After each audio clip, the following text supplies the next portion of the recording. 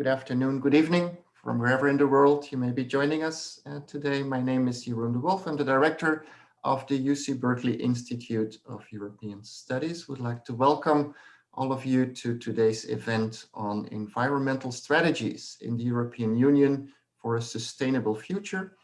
An event with a focus on the Paris Climate Agreement, the EU Green Deal, and how environmental policies in the United States could dialogue with European Union policies in this field. Climate change is also a priority of the Portuguese presidency of the European Union during the first semester of 2021, which explains why today's event is organized by our Center for Portuguese Studies in cooperation with the Consulate General of Portugal in San Francisco and with our partner organization from Portugal, the Luso-American Development Foundation. Today's event will be moderated by Professor Elsa Henriques, member of the Executive Council of the Luso-American Development Foundation. Welcome, Elsa, and thank you so much for doing this. I should also mention my colleague, Duarte Pinheiro, who will be moderating this event behind the scenes. Thank you, Duarte. For today's event, we have two distinguished speakers. We welcome to today's program Paulo Ferrão, who's professor at the University of Lisbon at its Instituto Superior Tecnico. For many years, Professor Ferrão has been active in the area of sustainable cities, where he co-authored a book with MIT Press on sustainable urban metabolism. He is a member of the European Commission its mission board on climate neutral and smart cities. And he's also active in the area of waste management and currently serves as the coordinator of the National Waste Management Strategy for Portugal. We also welcome to today's program André Pina, who has a PhD degree in sustainable energy systems from the Instituto Superior Tecnico at Lisbon University within the MIT Portugal program. He is co-founder of an energy efficiency startup that focuses on providing advice for electricity consumers based on data analytics of consumption profiles. He joined the energy planning department of EDP, EDP being to Portugal what PG&E is to us here in California. So he joined EDP in 2017, where his work focuses on the long-term evolution of energy systems, policy design, and assessment of innovative technologies. So a warm welcome to all of you, and thank you so much for taking the time to join us today. The way things will work is that Elsa will moderate the discussion, but people in the audience can participate in the sense that people in the audience can pass on questions to the speakers via the chat room. So during the conversation, all of you are encouraged to write down your own questions in the chat function on Zoom, and my colleague Duarte will be passing on a selection of these questions to our moderator, who will then pass on some of these questions to the speakers. I do want to ask people in the audience to please mute yourself during the event and also to turn off your personal video for quality assurances during the event. So a big thank you to all of you. Allow me now to pass on the floor to Professor Elsa Henriques to start the conversation. Elsa, the floor is yours. Thank you, Jerome. I would like to welcome all the participants and to congratulate the Center for Portuguese Studies that is integrated in the Institute for European Studies in the University of California at Berkeley for this initiative. It's a great honor to have Paulo Ferrão and André Pina, Portuguese experts dealing with green technology, energy, renewable energies, speaking to the other side of the Atlantic and to a region, California, that has several similarities to the Portuguese region and the Portuguese climate. Okay, I know that I would like to say that Professor Paulo Ferrão is going to talk a little bit about the European Green Deal and the Portuguese strategy that is being implemented to deal with the challenges and the objectives of the European Green Deal. Of course, that European Green Deal intends to transform the European region and making Europe climate neutral by 2050. It seems a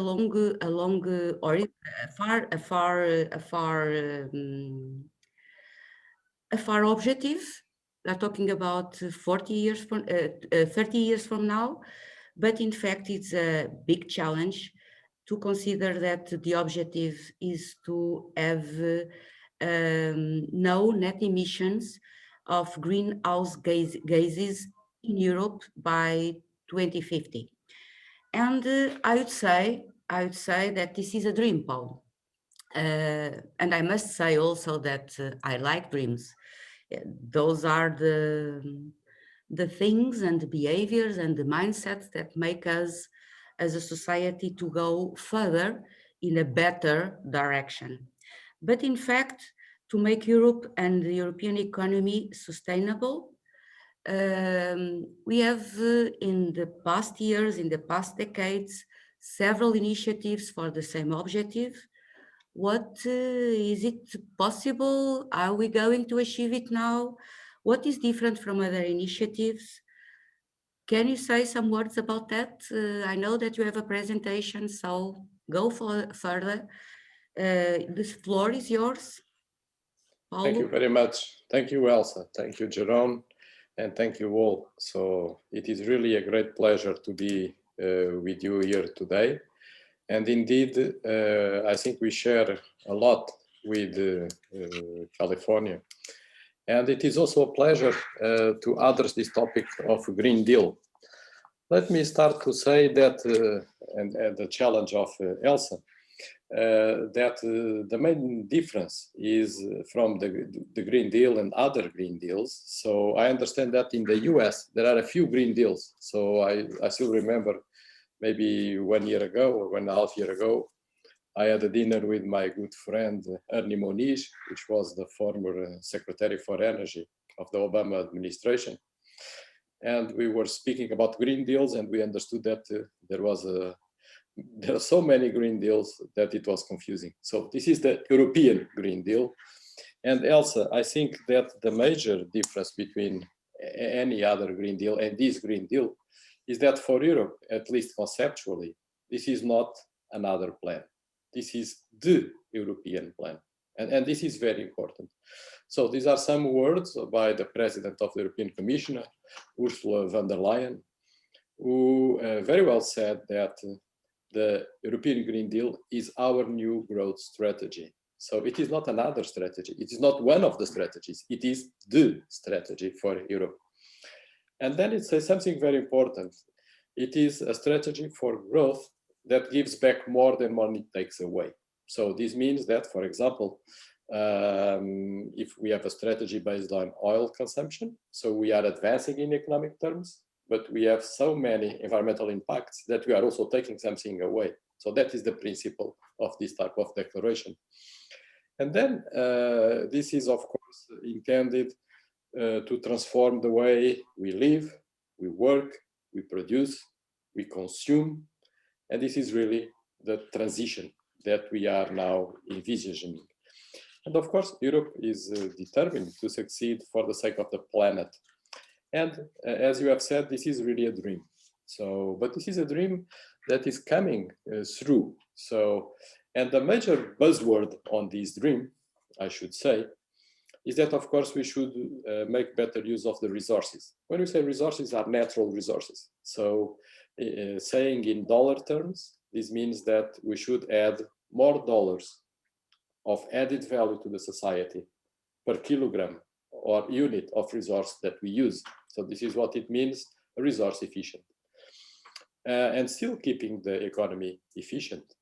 But of course, the major buzzword is that we want to be carbon neutral by 2050. And this is, of course, a major ambition.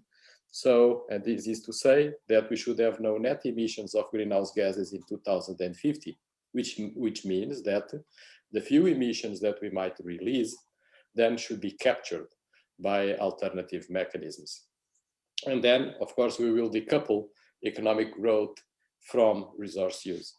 I would just show you this very simple slide for you to better understand what it means resource use. So this is one of the things I do my own research. So, and I did a lot of this with André, which is sitting there during decades, I say 1 decade.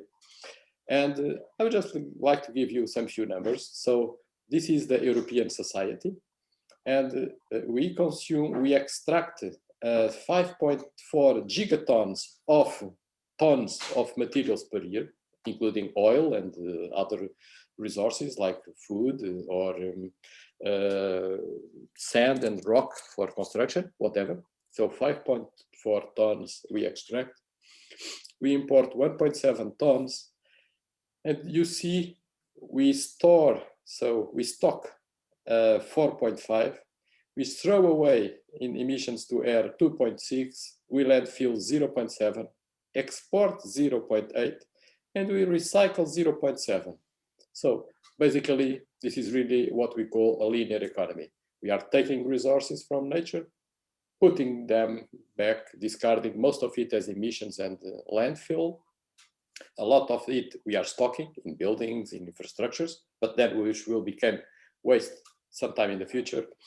And a very, very small part we recycle, and a very, very small part, of course, we export. And this is the basis for the resource use. This is the other diagram I want to show. In the last, say, 20 years, so from 1990 to 30 years, to 2018, you see, this is the evolution of the greenhouse gases emissions, and this is the European one. So it improved 10, 15%. And now we are going to say that we want to reduce from 100 to 80 or so that we have done, and now we want to go from here to 0. This is just for you to get a sense of the scale of what we are aiming to do. And the European Green Deal, and this is the official diagram, say, of the European Green Deal, has different pieces. So basically, so we want to increase the climate ambition, so carbon neutrality by 2050. So we want to supply clean and affordable and secure energy. So most of the Green Deal is certainly on the energy field, which André will then develop and highlight from the perspective of one of the most innovative utilities or energy companies in the world, EDP, for sure. And then, of course, we need to transform industry for a clean and circular economy. And then we need to do a lot in our buildings. Our buildings consume a lot of energy. And we wanted to renovate them. And we want to make jobs with that. And of course, to make sure that we consume less. So we aim at a zero pollution for toxic-free environment. We aim also to make a revolution in our food systems, so from farm to fork. And we want to also make a revolution in the mobility sector. So, and we want to do this with a very famous word, which is leaving no one behind. So the people, of course, are in the center of this. So we want to do this, creating opportunities for everybody. And of course, this is the European aim, this is the European policy. And then each of the member states need to develop and to present their own policies. This is just an example. Portugal just produced, of course, the National Plan for Energy and Climate, PNEC 2030, which shows the pathway to 2030. And we have already done as well the pathways to carbon neutrality in 2050. So these are the guidelines that now is the roadmap that we are now trying to fulfill. And of course, that determines the way forward. So this tells us this is really for sure. And then, of course, there is a lot of emphasis in energy, in renewable energies, in smart integration of renewables, energy efficiency, and then, of course, of cost. We need to decarbonize not only electricity, but other sectors such as the gas sector. And here, for example, hydrogen will be a pathway, but I'm sure André will speak about this. And Portugal, I think, has been very innovative in this.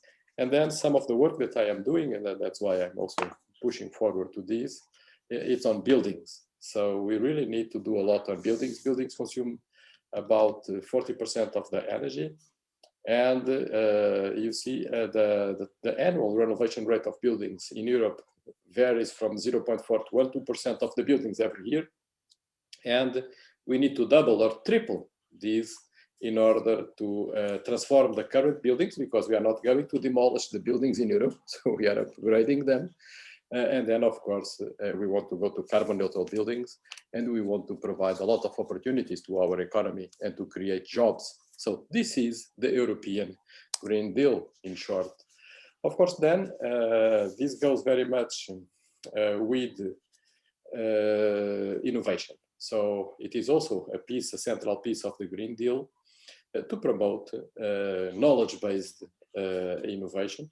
And of course, to look very much at data-driven innovation. And this is, of course, the digital transition that we also envision. So basically, we have three, I would say, strategies. So one, it is the digital transition. So we have, of course, the energy transition. And then, obviously, the social resilience. So we want people to be well and do well with this. I just had two examples of the work that we are doing. And I'm very happy to say that in the last 20 years, and me, André, and other colleagues have been working a lot with the US. So I'm very happy to be here discussing this with you. And now we have started two major projects. One under the Carnegie Mellon University Portugal program, which is a project on developing a tool, which then could be a app or a computer model that will tell any waste manager or any municipality about the best way to achieve the targets they want to achieve, such as, for example, eradicate landfill, produce liquid fuels, produce gaseous fuels at the minimum cost. And this is something that is very mathematical, of course. And it is, of course, very data intensive. And by the end of the day, this is to develop an application, a model that then a Compta, which is a software company, could then sell to the market. So another example is a project that we have with MIT, so under the MIT Portugal program. And this is led by a telecom company in Portugal and the city of Lisbon, in which we are working to develop a digital smart city platform, which is to say a digital twin. So we will have a map of the city with a representation of each of the buildings. We will simulate the energy consumption of every and each building. And then, of course, we'll be able to simulate the energy savings associated to different measures that we want to take. And I think, and then we will also provide a lot of these different outputs. But I think now it is, Elsa, time for me to hand it over to you and to go on, I guess, then with André. Thank you very much for your attention.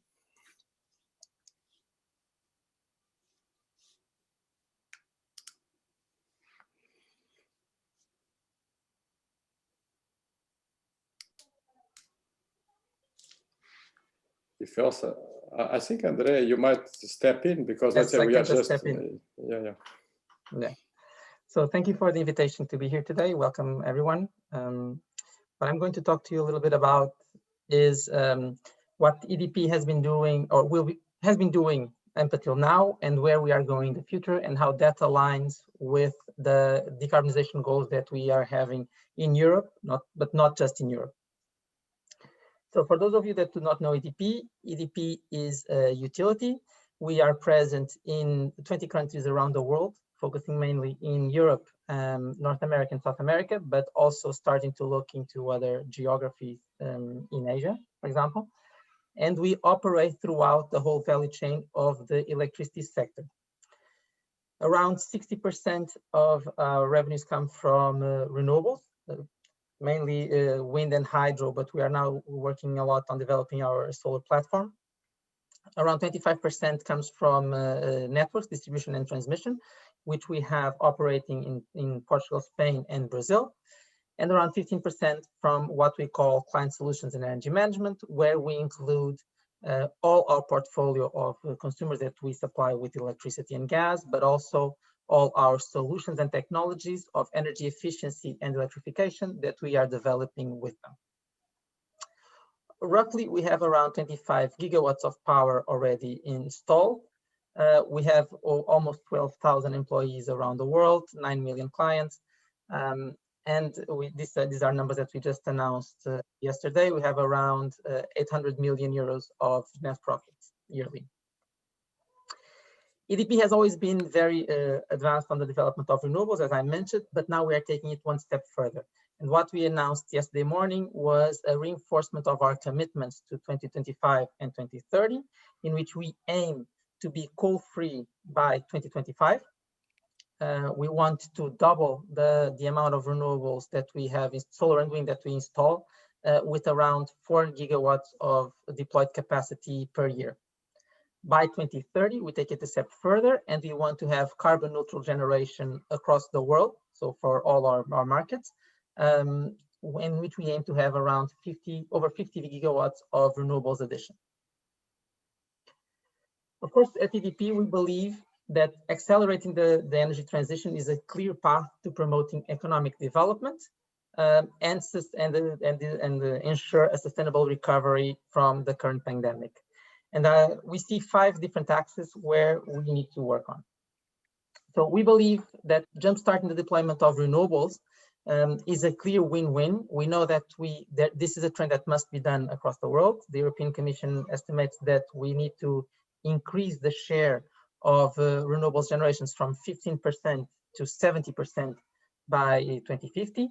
And if we accelerate that development, we are ensuring that we make a clear transition from fossil fuel generation, which already has been being used very little due to the reduced demand from the COVID-19 pandemic. On the other hand, we also know that with an increase in electrification, which is a clear trend, there will be a need to a more robust and resilient electricity grid. So the investment in grids is something that we also see as a no regrets options. And what we really need to ensure is that we increase the grid with the capacity to transport all of the renewable electricity that will be generated from the local production points to the consumption locations. But we also need to make it more flexible with the deployment of storage technologies, which can be centralized or decentralized.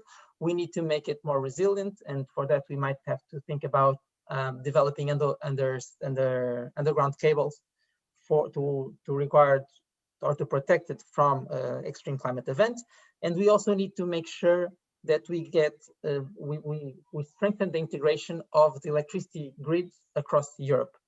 So this is something that Portugal and Spain have been fighting a lot in the past years to promote a better integration of their electricity grids with the Central Europe. And this is for sure something that we will be continue to fighting in the near future, because it clearly opens up an opportunity to boost the renewable penetration, not just in Iberia, but also in Europe. In terms of final demand, we feel that there's a significant potential to be explored in the deployment of electric technologies. Electric technologies are clearly much more efficient than conventional fossil fuel technologies. They promote also a different type of benefits for the end users in terms of better livability. They also have lower running costs. So they also open up an opportunity to alleviate household expenditures. And in addition to this, it will also open up an opportunity to increase the amount of renewables that are installed at the distribution level. So if I am able to have more electric technology in my house, this also enables me to oversize a potential PV panel in my house. And the deployment of these PV panels has benefits not only to me as a consumer, but it also increases industrial development and local job creation on the installation and maintenance of these technologies. And what we see here is that the EU estimates that over 50% of the final energy consumption by 2050 will be in the form of electricity, up from roughly a quarter now. We also feel that, we know that electricity by itself will not be sufficient to decarbonize all energy uses. And so in this case, we need new energy vectors that may be produced from renewable energies to tackle hard to electrify end uses. And this can be either in industry, it can be uses of fossil fuels as feedstocks, and also in the transport sector. This is where hydrogen and e-fuels come in. Of course, we feel that there's an opportunity to develop a hydrogen economy. It will help the European Union to reduce its dependence on foreign imports from fossil fuels. What we do feel is that the development of this hydrogen economy will need to take its steps. So it's not something, despite of the hype, it's not something that you can do overnight.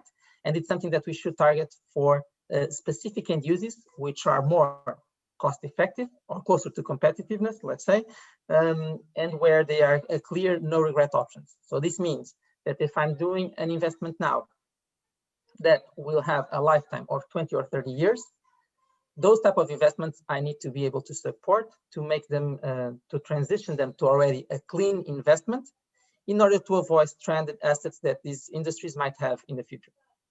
Of course, the EU has already a very ambitious target for 2030 of having 40 gigawatts of electrolysis capacity in the continent. And so this is something that EDP will also strive to promote in the coming years. And then finally, and I would even say that it's more importantly, we do need to make sure that we have the proper instruments in place to guarantee that all of the above can happen. And so this means that we need to ensure that there's a level playing field between renewable energies and other forms of energy.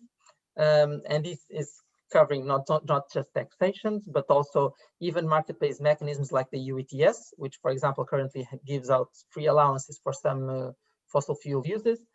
All of these we need to take a second look at all of them and understand where are we having an approach that is not really creating an environment for renewables to flourish.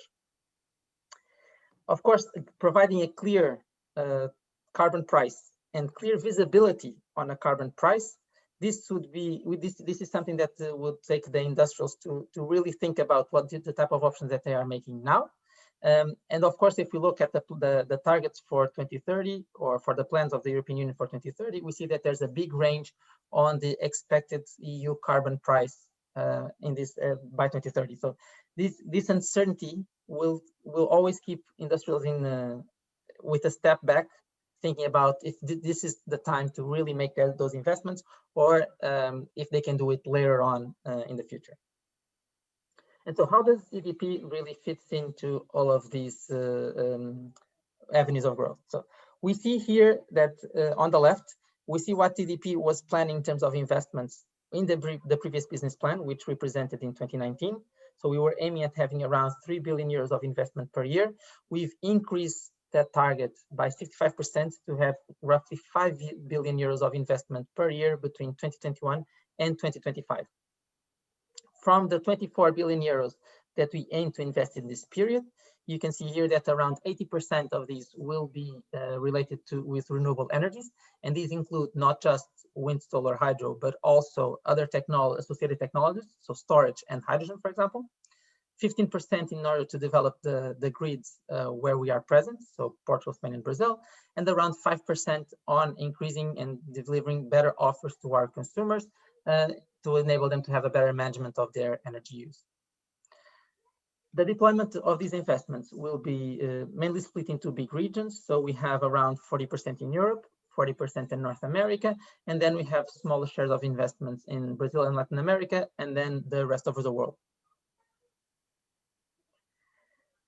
We are also developing new technologies all the time, so and opening up new opportunities within the EDP group. So we've recently also announced that we are having a dedicated business unit within the EDP Renewables company to look specifically on hydrogen. We feel that hydrogen is something that fits quite well with EDP's strategy. It provides a new route to market for renewables, but it's also another opportunity for us to diversify our offers to the clients and help them decarbonize. So with this development, we will be able to approach energy-intensive industries and help give them the tools to really decarbonize their production process. What I have here is just a selection of projects that we are developing. So the flagship project that we are involved in is called the Sines project. Sines is a location in the south of Portugal where we have a very big, or the largest coal power plant in Portugal. It stopped operating in January 2021, so very, very recently, and we are now in the process of decommissioning. In order to ensure a just transition for this asset, what we explored several options, and one that we are currently developing is the installation of a hydrogen hub, a very big hydrogen hub with opportunity to grow to up to 1 gigawatt of electrolysis capacity by 2030. And we feel that the location itself has a lot of advantages compared to other regions, because we have the proximity of a port, the deep water port, which we can use to export the hydrogen produced there. We have natural gas infrastructure if we want to blend hydrogen into the natural gas grid, and in the long term, if there's a transition from the grid to pure hydrogen transport. We have very good solar resources, and there's a big industrial cluster there, which can also help us develop. And that's why we are doing this in partnership with some of the major companies in Portugal, but also in the world. So we have Galp, which is an oil company who has a refinery also in the region. REN, which is the local transport system operator, the Portuguese transport system operator. And so we'll handle everything connected with the transport of hydrogen in the pipelines. And then we have industrial groups such as Modification, Vestas, and also ENGIE, who help us to really set up all of these, the required ecosystem. Other topics we're looking to the utilization of hydrogen include the use of hydrogen for the production of electricity. And we are doing already a pilot project within one of our combined cycle power plants to try to better understand what all the issues that might exist in the operation of such an asset. We are developing several projects on industry, mobility, and also blending with in the natural gas grid. And these type of projects we are developing not just in Portugal and Spain, but also looking into opportunities in the US and other markets where we are present. And then finally, we have an innovative project that we are developing, building up on our experience, which is the combination of offshore wind and offshore hydrogen production, in which we are collaborating with partners from Norway, if I'm not mistaken, and we are already doing a deep study to understand what are the economics and the engineering behind all of this. We are also increasing our offers for consumers. This means looking to distributed solutions. We have a very strong offer on electric mobility, and also we're always trying to innovate, particularly in terms of digitalization, which we feel that is an essential part of any energy strategy that we may want to develop. And then the last axis that I would like to mention, where we've been really innovative in the country and in Europe in general, is the development of our offshore wind platform, the WindFloat Atlantic, which is already installed in Portugal with a 25 megawatts capacity. This is something that we feel represents a huge opportunity for the company with the development of this technology, because offshore wind, a lot of the potential that is available is really at depths where you would require a floating offshore platform. And so we've made a very big investment in this project, but also in creating a joint venture with ENGIE, which will try to deploy offshore wind throughout the world. And we already have a sound presence in the US, for example. Now, just because there's a very big understanding that this is a need that needs to be pursued, that does not mean that all of the conditions are already in place. And so what we have here is a few proposals on what still needs to be done to ensure that we are able to reach all of these objectives. And so, as I mentioned, we need to jumpstart renewables deployment by giving concrete long-term signals that this is the way to go, looking to not just developing renewable auctions, but also creating the environment so that power purchasing agreements can be established. We need to develop new technologies. And of course, here we are looking into the offshore floating, but we can talk about wave energy and other type of innovative technologies. Hybridization of equipment. We need to modernize the grids, increasing flexibility, strengthening them, and expanding electric mobility charging infrastructure, which is essential to ensure consumer adoption. We need to make sure that the transition to electric technologies is supported, because there's a big difference on investment needs for electric technologies. And so we must make sure that we help the most vulnerable consumers to be able to make these purchases and not leave them behind with the more expensive fossil fuels, which will become increasingly more expensive with the increasing carbon prices. As I mentioned, we need to develop a hydrogen economy, not at a very large scale right now, but looking into the future when we talk about the full decarbonization of the European economy. And as I mentioned, we need to make sure that there's the right instruments in place to ensure a level playing field between all of the energy carriers. I think this is it for now, and I'm open to questions. Thank you, André. Thank you, Paulo. I must say that I was mute after the intervention of Paulo, so I was beginning asking questions when I suddenly understood that no one could hear me. So sorry for that. And thank you for you both. There are several questions that I've here in the chat for you. Some for Paul, some more for André, some for both.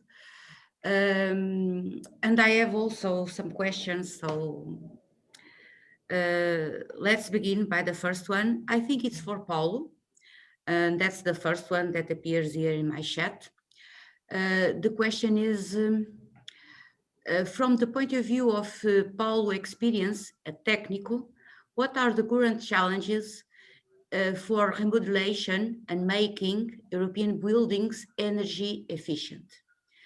Do you think in these next years, the urban landscape in Europe, in the European cities, will change drastically? I can say more about that, because sometimes I believe, I'm not sure, but it's my believing that when you, from a personal point of view, you make some calculations in terms of energy efficiency in buildings. If you rely only on economic principles, sometimes we end up with a decision that it's better not to do nothing, at least for now. Meaning that private persons and companies, private companies, have frequently are not being pushed, doesn't have a reason for, in fact, invest in improving the efficiency and the efficiency of their homes, their buildings, their companies, whatever you are talking about. Can you say something about that? How are you going to push for a clear modification in the energy efficiency of buildings in Europe? Thank you very much, Elsa. This is a very important question, of course, and I would like to divide the answer in two components. One which is easier, but very, very impressive, I think. So what is the new buildings? So now, all over Europe, if you want to build a new building, this new building needs to be net zero. So, and this is already formidable. So, and then, of course, you will design the building in new ways, making use of good insulation in the walls, and then for sure making use of renewables, and that is one thing. And then, of course, Europe has made a policy, which, of course, we are not going to demolish our buildings, which could be an option. So we say, well, we will give a lot of jobs as well, but that's not the option. So the option is then to promote the renovation of buildings.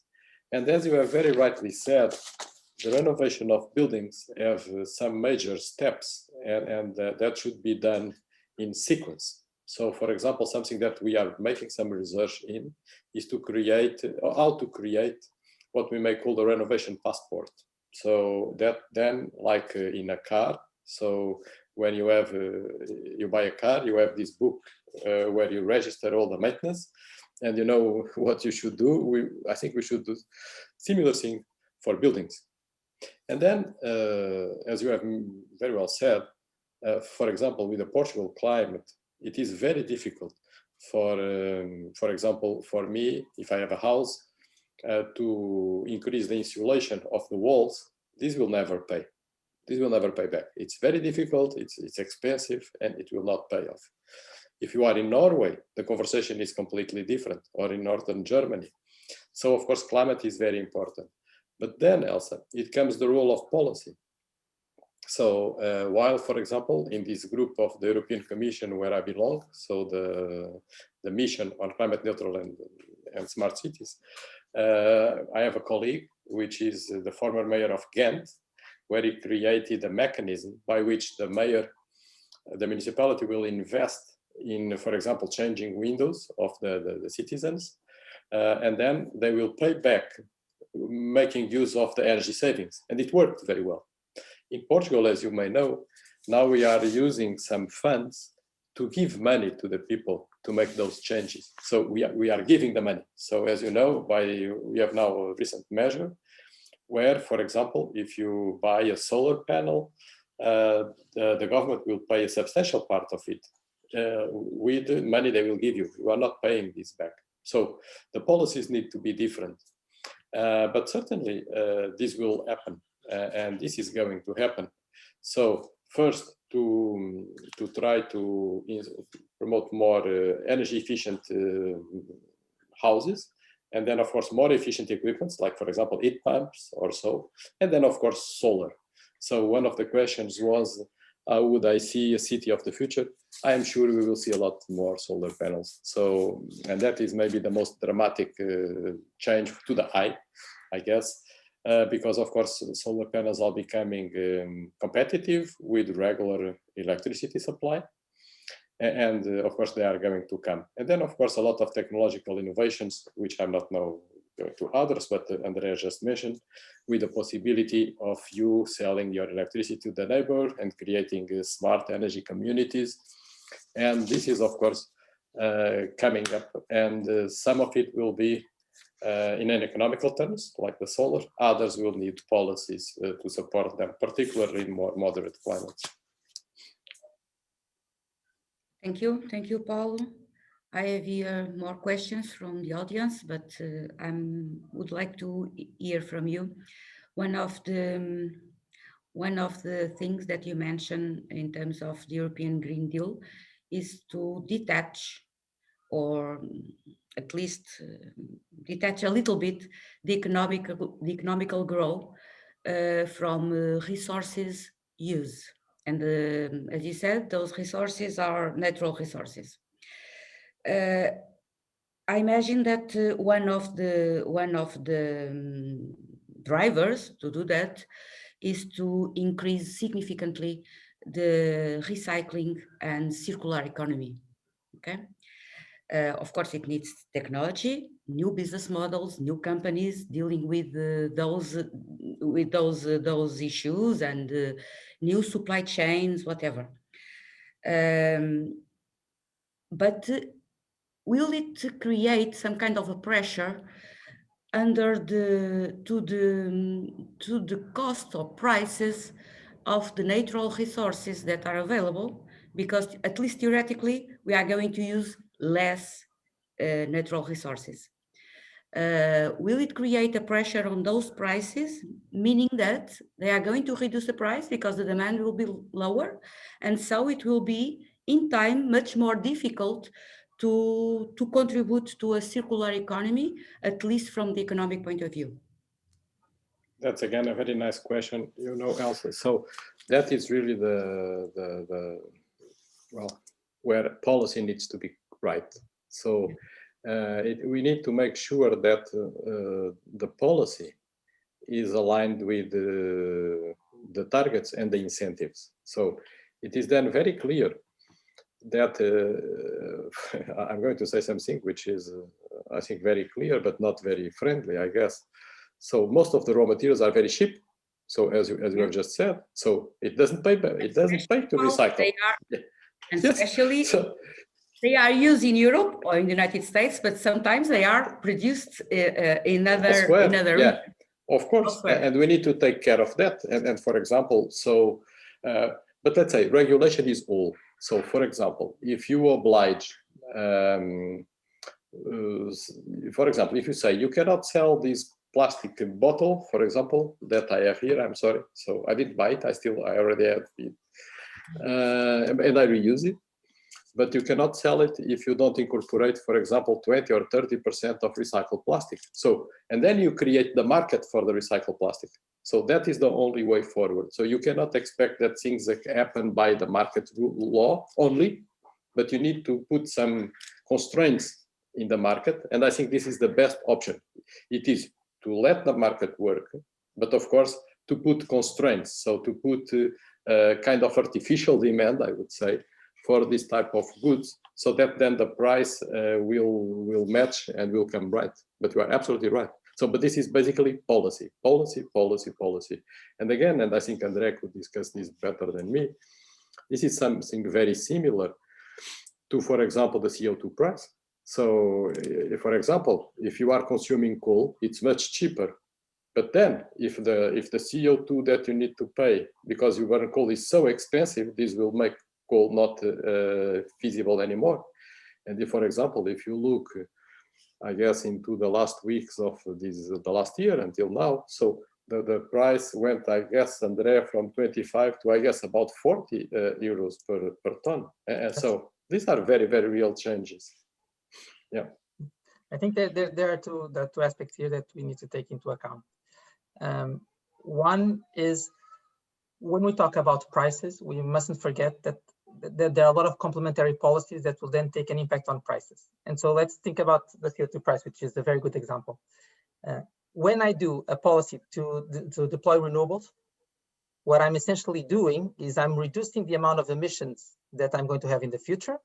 And given that I have a cap on emissions, but I'm reducing emissions that will be emitted, I'm having a market that has a lot of supply, a lot of emissions. Of emissions allowances, sorry. That means that because the demand is low, prices come down. And for an investor, this is very confusing. So this is something that we need to take into account when we do complementary policies. And we need to make sure that these complementary policies are taken into account in the way that we design a carbon market, for example. The other aspect is, when we talk a carbon market in Europe, we need to make sure that we are not putting at a disadvantage European industries with other industries, because what happens is that we just end up importing from somewhere else, and then the benefit for the world might be nothing, or it may be maybe even worse. And so then what the European Union is currently discussing now, and it will be interesting to see if they are able to put it in place, establishing a carbon border adjustment mechanism in which you are able to still provide an incentive to local industries of having to pay a carbon price, but ensuring that anyone who wants to export products into Europe also has to comply with the similar levels of carbon pricing. So ensuring this gives us two things. One, it protects the local industries. It gives the local industries the drive to decarbonize because their production costs will increase, but will also give this drive to other companies outside of Europe if they want to export to Europe. Yeah, I understand that. And thank you, André. Thank you for a clarification. I have here from the audience one question for you. For you, André. Could you please develop a little bit more what are the policies of EDP for renewables in the US soil? Or in US soil? I mainly work with Europe, but are you talking about solar, wind, whatever? Yes, so EDP already has a strong presence on wind in the US, both onshore wind, and we have a lot of development on offshore wind. Something that we will see coming up in the near future at EDP a lot will be investments in solar energy. We've already announced some investments in the US. So we have, for example, the Sonrisa solar park in California, which will have a total of around 200 megawatts of solar and a combination of 40 megawatts of energy storage. So these type of applications for sure will be developing a lot in the US. In addition to these three energy sources, we've actually established as well very recently a new unit to look specifically for storage, not just in combination with our renewable parks, but also centralized storage, which will help provide flexibility to the grid and offer different services that let's hope will help or may help avoid situations like the ones that we had recently in the US. And then, of course, as I mentioned, hydrogen is also a priority that we'll try to develop in the US. Okay, and here another question from the United States. EDP as a transition plan to allow to enable the phasing out of coal in 5 years, 2025. Will it be done without compromising jobs? I'm not the one to promise any of that, but I can tell you from what I heard and from what I know at EDP, there are plans that are being developed in each of the coal regions with the aim of making a clear transition from fossil fuels to renewable energies and innovative technologies. Of course, maybe not all of them will be in renewable energy. There are other technologies that we can try to promote there, but the idea is always to leverage on both the assets, the infrastructure, but also the people that we have in those places, because generally they are heavily skilled people that we can use for other businesses. And the Sines project is a clear example on this. And more than that, in Portugal, we are not coal producers, so we are not going to get out, to phase out coal, and we are importing coal. So if there are problems with the coal producing or coal mines, we don't. EDP and Portugal doesn't have that problem. It's a problem for.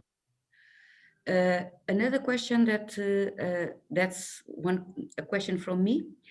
It's about offshore wind coupled with hydrogen, which I consider quite nice. I can understand that coupling.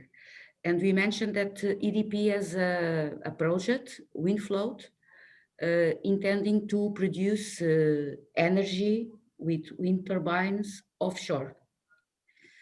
As far as I understood, we are talking about 25 megawatts of power produced already or in the near future. But Portugal, although we have a long coast and a vast sea area, our sea is not our ocean has deep waters. We are not talking about shallow waters like the ones that you can see in Denmark or in the North Sea. We are talking about a tough sea, not only in terms of deep, but also in terms of waves and winds and whatever. Is it possible?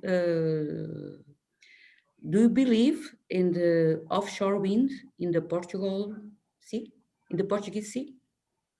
So there are two questions. There are two answers to that. One is if it's technically. I mean, there are three. One, if it's technically possible. The other one is if it economically makes sense. And the third one is, do we need it? Okay. And the first part. Those are clearly. I'm completely sure that technologically it is possible. Okay, that's not the. Yes, that is. Does it make sense? Does it make sense for Portugal? Portugal is blessed with solar and wind in land. We have a lot of renewables that we can use. And I mean, the discussion that we are having now as a country is how can we actually export that renewable energy that we are able to produce. So if we are able to leverage on the resource that we already have a lot of hydro, which gives us flexibility in terms of production in different periods of the year and of the day and the week and so on. We have solar, which has a very steady production. We know it's very predictable. We know when it's going to be sun. And then if we combine this with our potential for wind, we should be able to have a very strong and resilient system looking into onshore wind, solar, and hydro. Okay, so offshore might have a role to play in Portugal, but not at a larger scale as we might see in other countries. If we go to land-constrained countries, then yes, for them, it will be very important to develop this type of technologies. And that's where we have to look and see what is the best offshore technology that we can use in each country. Sometimes it will be a bottom fixed turbine when we have shallow waters, but in other countries that do not have this, are not so fortunate, let's say, then we'll need to look into floating offshore wind. Mm-hmm. And hydrogen, it's only the introduction of hydrogen in your energy policy or in energy on the strategy of EDP, it's for storage purposes only? No, so there are different things that we can do with hydrogen. Generally, what EDP is looking at is producing hydrogen as an offer to decarbonize, or as a solution to decarbonize energy intensive uses. Okay, so this is what we are looking at, not necessarily just in terms of storing it for a different time period. The combination of hydrogen and offshore wind, I'm not sure if that was the question or where you wanted me to take the question, but I can talk a little bit about this, is that generally offshore wind has a very big cost in terms of the cable to produce electricity from the offshore platform to the land. Whereas a pipe is generally much cheaper, particularly in these conditions. And so what we can do with hydrogen is that we can combine and think of a hybrid asset in which sometimes it can export electricity, sometimes it can export hydrogen, and we can do that to reduce both the cost of the installation, but then also to do a certain arbitrage between energy vectors and try to have a positive business case for the investment. I have here a question that has some connections also with the last one. It's for you, André. Is one of the key challenges in the transition to non-hydro renewables is their intermittency. Can you comment on the role of hydro energy in facilitating the broader adoption of solar and wind? Yes, so it is true that renewable energies, or there are some renewable energies that have a more variable production than others. And we know this, and this is recognized. There are a few things that we need to do. One, we need to find way to reduce the variability of these technologies. And there are some things that we can do. One, we need to make a proper planning of where we are going to invest in these technologies, because we do know that geographical distribution of assets will reduce the variability of the total production. So this is one that we can do. Strengthening the interconnections with other countries, again, helps us to do that. There are some technologies that we can put close to assets, which will also help stabilize their output into the electricity grid and give some strength, some resilience to the power sector in general. And then, of course, we need to look at what type of energy storage do we need. Are we talking about daily energy storage, on which a battery could be for sure an option that would be used? Also, demand side response, for example, makes a lot of sense in some at a certain scale. Or if we're talking about transitioning electricity or energy from 1 day to a month later or 2 months later. And if we need to talk about this, then we need to look at what options are available in each region. In Portugal, we have a lot of storage capacity with hydro. So we can use those assets to transport, to store energy from one period to the other. In countries that do not have this at such a large scale, then they will need to look into newer technologies, which can be, for example, hydrogen production, as you mentioned previously, or, for example, compressed air. There are other technologies like liquefied air. So these type of technologies can also for sure play a role. Okay, thank you. Paulo, I think this is for you. I don't know if you can answer, but there is someone here asking what are the links and the connections and the synergies between the European Green Deal and the Portuguese strategy for, I don't know the name, but for the Green Deal. How is it connected with the blue economy, with the sea economy? Well, are there connections? Well, they are connected, let's say. But what I would say is that the blue economy means a lot of different things. I'm always reluctant about speaking about the blue economy because, of course, you can say that tourism near the beach is blue economy. So, and then they are connected. So the blue economy that normally I think we are referring to has a lot of research and development. So how to extract high added value products from the ocean, namely in terms of very fine chemicals and other things. And indeed, if you look at the plan that has been just presented, that's where it's the blue economy in this sense. So in the sense of high added value products, it is certainly through research and development. So it is there. So yeah. Yeah, I understand that, and I'm with you. I'm also difficulties in understanding what is the blue economy. Yeah. What are the risks of a blue economy? Because one thing is the offshore wind. Okay. Well, it could be blue economy in a certain way. Yeah. It's another thing is to extract minerals and natural resources from the sea without damaging the ecosystems and without damaging. Well, I'm not referring to that. I think to that it is already been very clear by the Portuguese government that this is not a priority. This is not a priority. Yeah. So it's not a priority. And another thing that is relevant is but I mean what other is the value from What is the value of the sea economy? What is the value of the sea? It's not clear. I have here other questions about several persons question things like inclusiveness and equity. How those kinds of there are several questions in the same direction.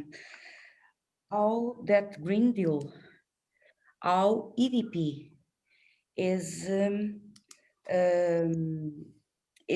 dealing with the need to guarantee inclusiveness of everyone, how the updating of buildings for energy efficiency is something that can be extended all over the city for people that have completely different economic capacities. So no one is left behind. The concept of no one is left behind. Of course, Paulo mentioned that is the objective, but how are we going to? So I will just give you some general answer, and then I don't know if André can say something about EDP. But well, what I will do is when we read the National Recovery Plan or so, a lot of attention. So it is very clear from, I think, what has been said now, that the jobs of the future will be different from the jobs of the present and the past. And certainly they will require more, for example, digital skills. So, and there is a huge investment and effort in training people to upgrade their skills, and a lot is invested in that. So to make sure that the people can transition, say, from one part of the economy to the new, economy. And then, of course, all the mechanisms to improve the network of social security and so on. I guess that those are the key answers that the Green Deal, in a certain way, is providing to the people. But André, I don't know exactly about EDP. Yeah, I think that's a very relevant question, and that it's something that we always bring when we talk about the energy transition. And we are very conscious that this is a key priority, and the past has shown us that if you don't have everyone involved in the energy transition, it will be much more difficult. So we need to make sure of this. At EDP, I mean, I'm not familiar with all of the things that EDP does in terms of vulnerable consumers. I know that we do have some social aspects and social activities that they promote. But what we also try to call out when we talk about this is that there are simple things that people do not notice, but at some point might have to be addressed when we talk about equity. For example, let's think about solar panels. When we always think that solar panels is a very good opportunity for a consumer to reduce their energy bill. And this is right, it makes total sense. What we need to understand is that when a consumer reduces their bill with installation of solar panels, they are also reducing their contribution to paying a system with the electricity grid that they are also causing it to be there. Because even though for some hours of the day they are not using it, in the other hours, they will be using it. And the grid has to be sized considering that they will be consuming electricity in certain periods. And generally this happens in peak periods. So the ones that really influence grid development. And what happens when they reduce the amount of money that they contribute to the system? That money, those costs will have to be attributed to the rest of the consumers that stay connected to the grid. And if you think about who really invests in solar panels, at least in the short term, you always think about that those are the people that have more means. And so this becomes socially regressive. And what happens is that over time, it's even more regressive because you have a certain cost for the grid. People start putting solar panels. The ones that stay in the grid, the cost increases to cover the ones that left. So more people leave. And you have all of this. By being really absurd, the last man standing to the grid would have to pay everything, which clearly is not something that is possible. So this is something that is one of the aspects that needs to be thought of when we talk about a just transition. It's really a fair allocation of costs.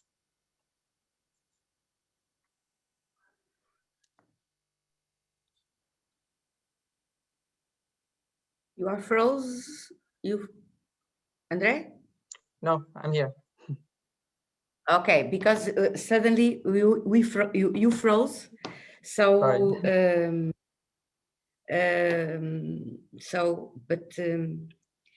okay, I have people leaving and saying that they have a class or they need to leave. It's 1 hour. Maybe just to conclude, what I retrieve from this event is that we have some kind of a triangle here in which we have technology and the need to develop technology and innovation, business and people, okay. And the other part of the triangle is policy.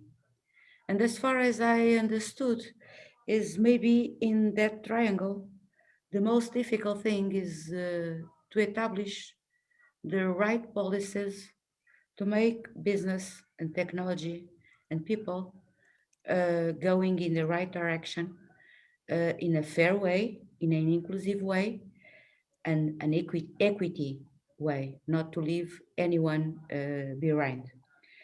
There is a question also here that if in fact there is the question from one person that was assisting is related between business and policy, but can we trust that link is going to be implemented and is going to be effective to drive us to the right direction? That's a challenge no one knows. I don't know if anyone wants to say some words, but I think the answer is, the question is not to be answered, is more to think a little bit.